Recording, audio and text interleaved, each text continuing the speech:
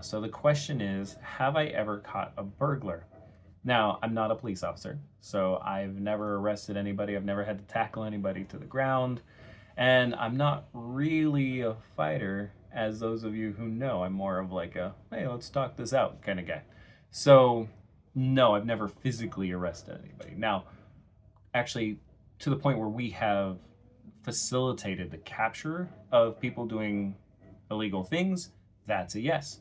Now, that's multiple times, which is nice. It's cool to be able to say that. The first story that kind of comes to my head though is the very first day that I started working in video monitoring in Australia. So it was the very first job once I got to Australia, because obviously I come from America.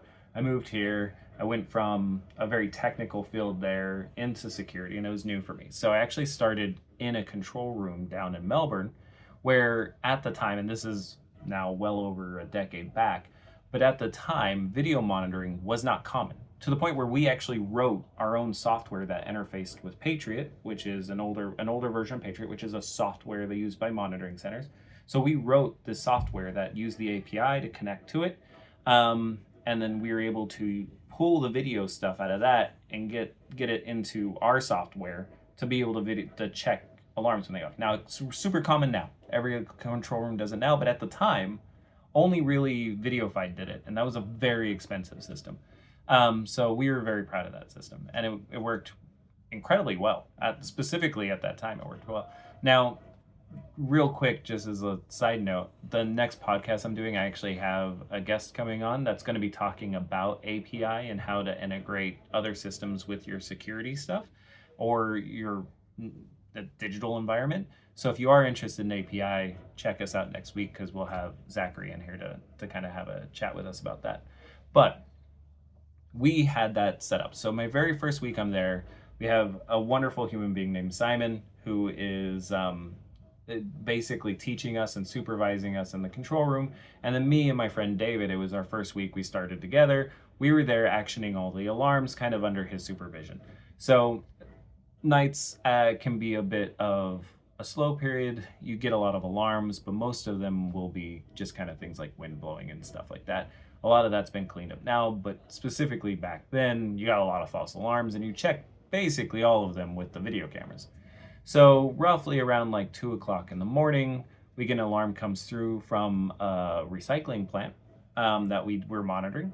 And David's over on the station next to me, and he goes, I'm going to check this one. I'm like, cool. Yeah, I'll keep an eye out for the next one. And so he brings up the alarm. The alarm comes through with the camera feed, starts the camera feed, and he's like, oh my God, look at this. And I lean over, and Simon comes over, and he looks over. And on the video from the alarm coming through, we see two guys in the ski masks with the holes cut out. They are breaking in through the front door of this office for this recycling place. They're then going into the back room where they obviously knew where something was, and then they have sledgehammers, and they start going at the safe that's held under the desk with these sledgehammers, trying to get the safe open to get out whatever's inside. We can assume it's money, right? Probably at this point in time. So they're going at it. So David kind of looks over at me and Simon. He's like, what should I do? And Simon, who is at that point the only person whose heart is probably not pounding out of their chest, because keep in mind, me and David are new. And even though we're not physically there on site, when you're seeing something like this happen live and you're knowing that you have to do something about it, your adrenaline starts picking up. It's insane, actually. Like, it's a crazy feeling. So Simon kind of calmly goes, you should probably call the police. So meanwhile, David picks up the phone, and David starts calling the police. Now, with video monitoring, we can call the police directly, because we are visually verifying that there's somebody on site. So we can go to the police and go, hey, there's two guys in hockey masks that are inside this building right now with sledgehammers going at the key safe. And then the police will action that as an actual event. Like, it's not okay, we'll get somebody when we get there. They will actually go to that site to deal with that problem as a priority. So he's calling the police. I'm sitting there watching this video. I probably should be like checking any other alarms that come through, like being a useful human being, but seeing this all happen live was by far the craziest thing that I've ever like witnessed, like actual crime happening, and we're watching it happen. So he gets on the phone with the police and he starts giving them the information, and these guys are still trying to get into the safe with the sledgehammers, and they're not really having a ton of luck. And then all of a sudden you see them start like looking around and kind of panicking. And then because obviously we have more than one camera there, what we can see is the police actually show up and start chasing them through the building. So David's on the phone with the police and he's like, "Oh, it looks like you guys are there already." And the lady from the call center is like, "No, I haven't even like finished putting the information in." And David's like, "Well, I'm watching the police officers chase these guys." So the police officers chase the guys through, actually collect both of them and arrest both of them right then and there.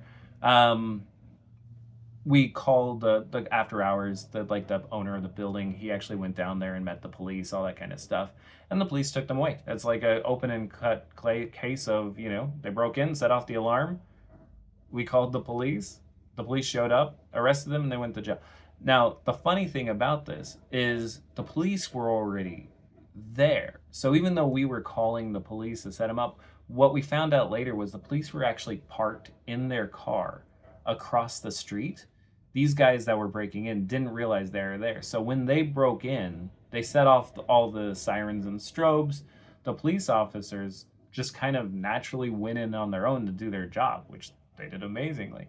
But from a control room point of view, like obviously this is a company that I don't work with anymore, but that was very much like it was a win, right? So we went through and like that footage was kind of like with the permission of the owner and everything.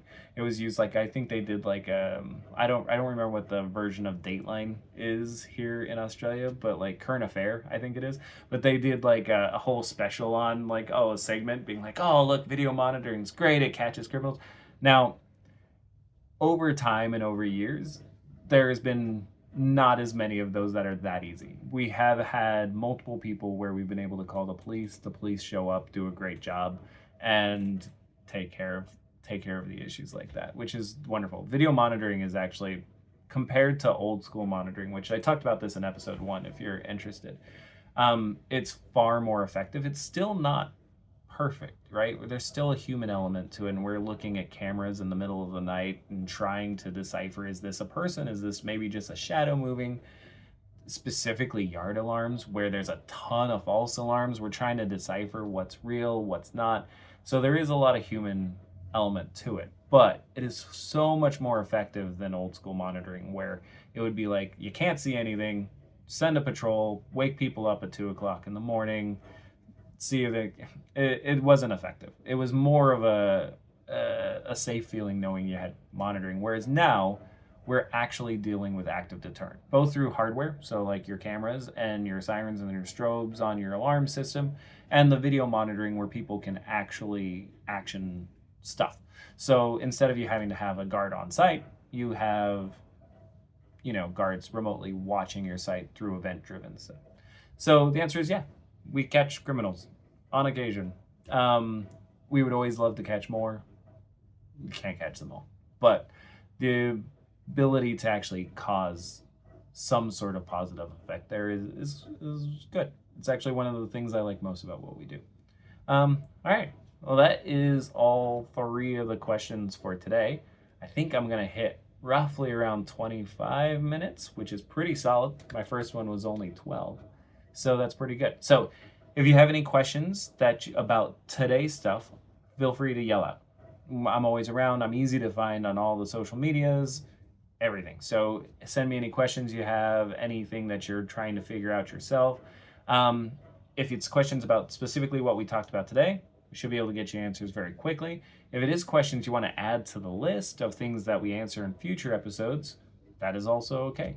That's how we get our questions, is by people actually asking the questions. So don't be a stranger. Make sure you kind of subscribe and share if it's something you find interesting. And we will talk soon. You have a very good day.